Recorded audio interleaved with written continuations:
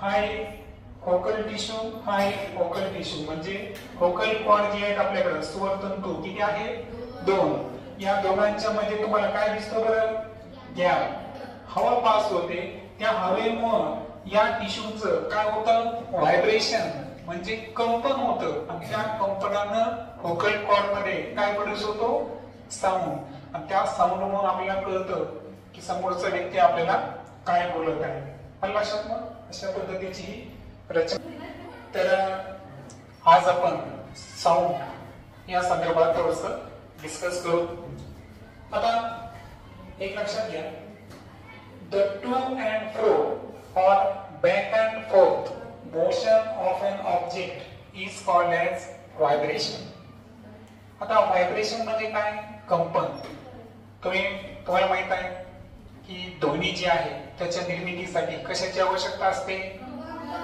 कंपन आणि माध्यम. म्हणजे जेव्हा एखाद्या वस्तूचं कंपन होतं त्याच्यामध्ये तयार होतात ऑसिलेशन्स, त्याला म्हणतो आपण व्हायब्रेशन. आणि हे व्हायब्रेशन कसे करतात? टू अँड फ्रो, किंवा त्या मुवमेंटला म्हणायचं बॅक अँड फोर्थ. कारण तुम्हाला माहित असेल की जेव्हा आपण साऊंड स्टडी केला होता तर तुम्हाला माहिती आहे की काही ठिकाणी जी संपीडने आहेत ही कशी होती? दाट. आणि काही ठिकाणी विरल. बरोबर आहे ना? तर त्याला तुम्ही कॉन्ट्रॅक्शन अँड रेअरफॅक्शन असे नाव दिले होते. तर लक्षात घ्या की जेव्हा ऑब्जेक्टचं टू अँड फ्रो किंवा बॅक अँड फोर्थ असं व्हायब्रेशन म्हणजे कंपन होतं, त्या कंपनाला काय म्हणायचं? Vibration. When a tightly stretched band is plucked, it vibrates and produces sound. जेव्हा एखादा बँड असेल त्याला आपण खूप ताणलं, समजा रबराचा बँड आहे त्याला ताणलं, आणि त्यानंतर ताणल्यानंतर त्याला काय केलं? आपण प्लग केलं, म्हणजे त्याचं काय केलं? त्यामध्ये आपण व्हायब्रेशन है ना तितकी मारली, तर त्या ठिकाणी व्हायब्रेशन पण होतं आणि त्यामुळे काय निर्माण होतो? साऊंड देखील निर्माण होतो. When it stops vibrating, it does not produce any sound. आणि ज्या वेळेस त्यामधलं कंपन बंद होईल, व्हायब्रेशन बंद होईल, तर त्या कंडिशन मध्ये काय निर्माण होणार नाही? साऊंड निर्माण होणार नाही. Amplitude is the maximum displacement of particle from mean position. आता एखादी वस्तू आहे, ओके, तर त्या वस्तूचं मूळ जागेपासून जास्तीत जास्त किती विस्थापन होऊ शकतं? त्या जास्तीत जास्त विस्थापनाला काय म्हणायचं? अँप्लिट्यूड. मराठीमध्ये त्याला आपण आयाम म्हणतो. जसं की व्हायब्रेशन आपण रबराचं केलं तर रबराचं काय सुरू झालं? कंपन. तर रबराचे कण त्यांच्या मूळ ठिकाणापासून म्हणजे मीन पोझिशन पासून जास्तीत जास्त त्यांचं जे डिस्प्लेसमेंट म्हणजे विस्थापन किती होतं यावरून काय करतं? त्याचं amplitude. In human the sound is produced by the voice box or larynx. आता मी तुम्हाला बोलायलो, का बोलू शकतो बरं मी? बोलताना ऍक्च्युअल प्रोसेस काय होते? तर आपल्या ज्या स्टमक आहे, स्टमक मध्ये आपण काय करतो माहिती का? एअर पास करतो बोलताना. ही एअर आपल्या स्वर यंत्रामध्ये काय आहे बरं? स्वर तंतू. किती स्वर तंतू आहे? 2 स्वर तंतू आहे. किती आहे? 2 स्वर तंतू. आणि या पोटातील स्टमक मधली जी एअर आहे त्याच्यामुळं फोकल कॉर्ड मध्ये जे प्रेझेंट असणारे जे फोकल टिश्यू असतात, ज्याला मी स्वर तंतू म्हणलो, या स्वर तंतूचं काय होतं? कंपन, व्हायब्रेशन होतं, आणि तिथून काय प्रोड्यूस होतो? साऊंड. म्हणजे जे मी तुम्हाला सध्या बोलत आहे हे काय ऍक्च्युअली? तर व्हॉइस बॉक्स मध्ये काय प्रोसेस चालू आहे की तिथं एअर पास व्हायली स्टमक मधून. व्होकल कॉर्ड मध्ये जे व्होकल टिश्यू आहे त्यांचं काय व्हायलं? व्हायब्रेशन, आणि त्या ठिकाणी प्रोड्यूस व्हायला साऊंड. आणि म्हणून लक्षात ठेवायचं, मानवामध्ये जिथं ध्वनी निर्माण होतो, जिथून आपण बोलू शकतो, तर तो कोणता पार्ट आहे? व्हॉइस बॉक्स, किंवा त्याला दुसरं नाव काय आहे? लॅरिंग्स. Put your finger on the throat and find a hard bone that seems to move when your ears swallow this part of the body is known as the voice box.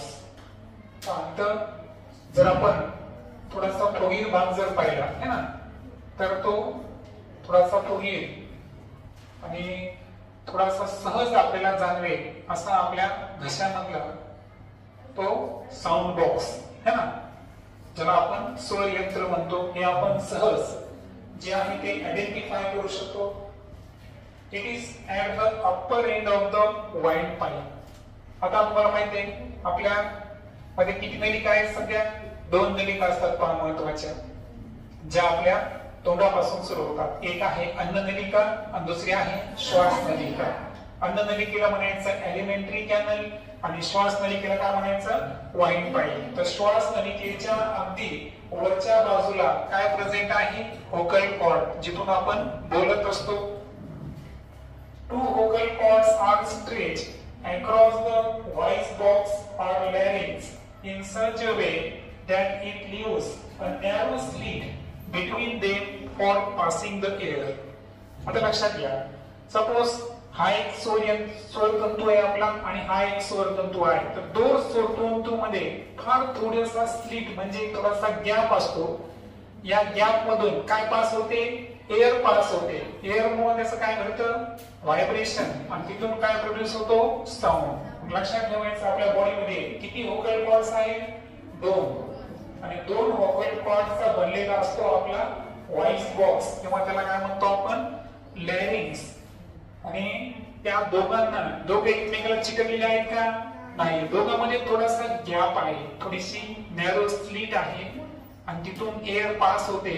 आणि त्या air आपण जेव्हा बोलतो तर आपलं brain सुद्धा त्याला analyse करतं की मला माहिती आहे मला काय बोलायचंय, बरोबर आहे का? तर त्या पद्धतीनं ते स्वरयंत्र काम करत असतं. तशा पद्धतीचं काम हे व्होकल कॉर्ड्स आहे. आता हे जे आहे तसं मी तुम्हाला म्हणतो की हे आपलं शरीर आहे, आणि जिथं स्वॅलो म्हणजे थोडासा सुजलेला किंवा समोर आलेला प्रोबोटा झालेला भाग दिसतो तो काय आहे? आपला व्हॉइस बॉक्स. व्हॉइस बॉक्स जो आहे हा किती स्वरयंत्राचा बनलेला आहे? 2. हा एक व्होकल टिश्यू, हा एक व्होकल टिश्यू, म्हणजे व्होकल कॉर्ड जे आहेत आपल्याकडे स्वरतंतू किती आहे? 2. या दोघांच्या मध्ये तुम्हाला काय दिसतो बरं? गॅप. तर पोटातून आपल्या काय पास होते? एअर, हवा पास होते. त्या हवेमुळे या टिश्यूचं काय होतं? व्हायब्रेशन म्हणजे कंपन होतं, आणि त्या कंपनानं व्होकल कॉर्ड मध्ये काय प्रोड्यूस होतो? साऊंड. आणि त्या साऊंड मुळे आपल्याला कळतं की समोरचा व्यक्ती आपल्याला काय बोलत आहे. पण लक्षात मग अशा पद्धतीची ही रचना आहे. When the lungs force the air through the slits, the vocal cord vibrate producing sound.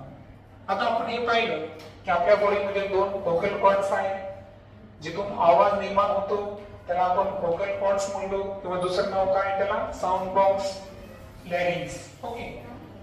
आता पहा, तुम्हाला माहित आहे की जेव्हा आपण ब्रीदिंग करतो तर ब्रीदिंग मध्ये महत्वाचा रोल कोणता आहे? आपला लंग्स, जे आपली फुफ्फुसे आहेत यांच्याद्वारे आपण ऑक्सिजन रिच एअर कुठे घेतो? आपल्या शरीराच्या आत. आणि जेव्हा एक्सेल म्हणजे उच्चवास करतो अशा वेळेस कार्बन डायऑक्साईड युक्त हवा आपण काय करतो? बाहेर टाकतो. आणि याबद्दल मी सांगितलं, श्वास सोडतो म्हणजे ते 100% CO2 असतं का? CO2 युक्त हवा असते ना. जेव्हा आपण CO2 बाहेर सोडतो शरीराच्या असं म्हणतो, त्यामध्ये फक्त 4% CO2 असतं. किती? 4%. बाकीची एअर असते, काही प्रमाणात जलबाष्प असते. हे तुम्ही श्वसन अभिक्रियेमध्ये पाहिलं आहे. तर लक्षात घ्या, जेव्हा लंग्स फोर्स द एअर, आपला जे फुफ्फुस आहे हे काय करतो माहितीये का? एअरला पुश करायला. आता मी बोललो सध्या, तर माझ्या बॉडीमध्ये जे लंग्स आहेत ते एअरला काय करायला या ठिकाणी फोर्स म्हणजे त्याच्यावर बल लावायले, आणि त्या बलामुळे जी स्लिट्स आहे 2 व्होकल कॉर्ड मध्ये जो गॅप आहे तिथून काय पास व्हायली? सध्या एअर पास व्हायली, आणि त्याच्यामुळे व्होकल कॉर्डचं काय व्हायलं? व्हायब्रेशन. आणि तुम्हाला माहिती आहे कंपनाशिवाय ध्वनी निर्माण होऊ शकतो का? म्हणजे मी बोलतोय याचा अर्थ माझ्या शरीरामध्ये कोणत्या तरी पार्टचं काय होत आहे? व्हायब्रेशन. ज्या पार्टचं व्हायब्रेशन व्हायलं तो पार्ट कोणता आहे? Vocal cords. आणि व्होकल कॉर्डचं व्हायब्रेशन का झालं? कारण तिथं लंग्सनं काय केलं? लंग्सनं एअर पास केली आणि ती एअर कशातून पास होऊ लागली होती? स्लिट्स मधून पास होऊ लागली होती आणि त्याच्यामुळे व्होकल कॉर्डचं कंपन झालं आणि तिथून काय प्रोड्यूस झालं? Sound. Muscle attach to the vocal cords can make the cords tight or loose. कधी कधी तुम्ही असं ऐकलं असेल ना, आपला घसा बसला. घसा बसला म्हणजे नेमकं काय झालं? अशा वेळी जे मसल्स आहेत ना, हे थोडेसे काय होतात? हार्ड म्हणजे कठीण होतात. तर लक्षात घ्या, मसल्स म्हणजे काही स्नायू आहेत. आता व्होकल कॉर्ड्स याच्यामध्ये काय बोन्स आहेत का? तो हाडांचा बनलेला आहे का? नाही. तो कशाचा बनलेला आहे? मसल्स, स्नायूंचा बनलेला आहे. आणि त्याच्यामुळे तो कॉर्ड कधी टाईट असतो आणि कधी लूज पण असतो. When the vocal cords are tight and thin, the type or quality of voice is different from that when they are loose and thick. आपण म्हणतो एखाद्याचा आवाज बदलला. बदलला म्हणजे काय झालं? लक्षात घ्या, पहिली कंडिशन काय सांगितली? Tight and thin. टाईट म्हणजे कसं? कडक आहे आणि पातळ आहे. अशी जर कंडिशन आपल्या व्होकल कॉर्डची असेल, अशा वेळेस प्रोड्यूस होणारा साऊंड हा वेगळ्या प्रकारचा असेल. आणि दुसरी कंडिशन काय आहे? कधी कधी व्होकल कॉर्डचे जे मसल्स आहेत ते कसे असतील? लूज आणि थिक असतील. लूज आणि थिक असेल तर अशा वेळेस आपला आवाज थोडासा वेगळा असतो. येते लक्षात? म्हणजे आवाज जे बदलायला, आपला आवाज बदलला म्हणजे नेमकं काय झालं? मसलची कंडिशन बदलली. येते लक्षात? त्यानंतर the vocal cords in men are about 20 millimeter long. हे पाहिले तुम्ही की पुरुषांमध्ये जे स्वर तंतू असतात, स्वर यंत्र, याची लांबी किती असते? 20 मिलीमीटर. आणि फिमेल मध्ये म्हणजे स्त्रियांमध्ये किती असतात? 15 mm. हा पॉइंट झालेला आहे आपला. त्यानंतर लहान मुलांचा आवाज आपल्यापेक्षा वेगळा आहे, बरोबर आहे? मग याचं कारण काय? Children have very short vocal cord. कारण त्यांचं जे स्वर यंत्र असतं हे कसं असतं? स्वर तंतू त्यांचे लहान असतात, छोटे असतात. This is the reason why their voice of why the voice of men, women and children are different. म्हणजे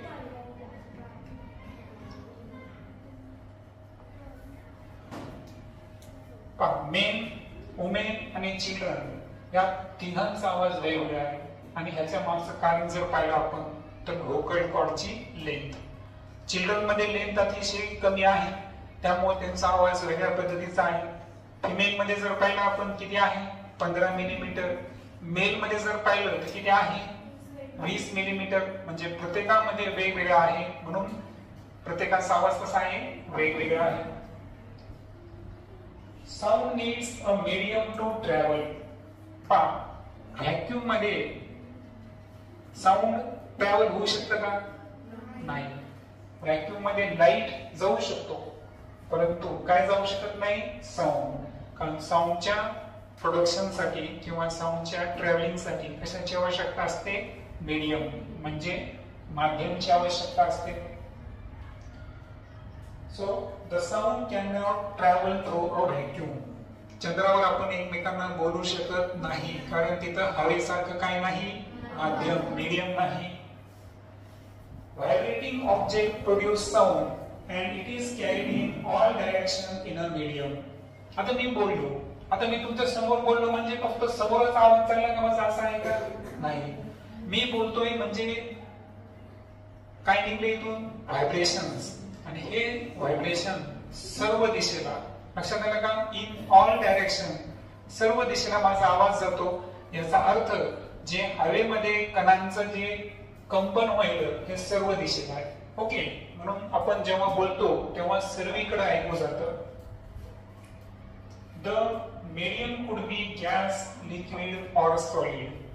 आणि तुम्हाला माहित आहे की साऊंड जे आहे हा तिन्ही माध्यमामध्ये ट्रॅव्हल करतो. सॉलिड मध्ये पण, त्यानंतर लिक्विड मध्ये पण आणि गॅस मध्ये पण. आता मला सांगा बरं, साऊंडची सर्वात जास्त स्पीड कोणत्या मीडियम मध्ये आहे? कोणत्या मीडियम मध्ये आहे? सॉलिड. लक्षात आलं? साऊंडची सर्वात कमी स्पीड ही गॅसेस मीडियम मध्ये आहे. आता मी तुम्हाला बोललेलो, तुम्हाला माहिती आहे का हवेमध्ये साऊंडची स्पीड किती आहे? जवळपास 340 मीटर प्रति सेकंद. येते लक्षात? त्याच्यापेक्षा जास्त ही कशामध्ये आहे? लिक्विड मध्ये. आणि साऊंडची स्पीड सर्वात जास्त कशामध्ये असते? सॉलिड मध्ये. ओके.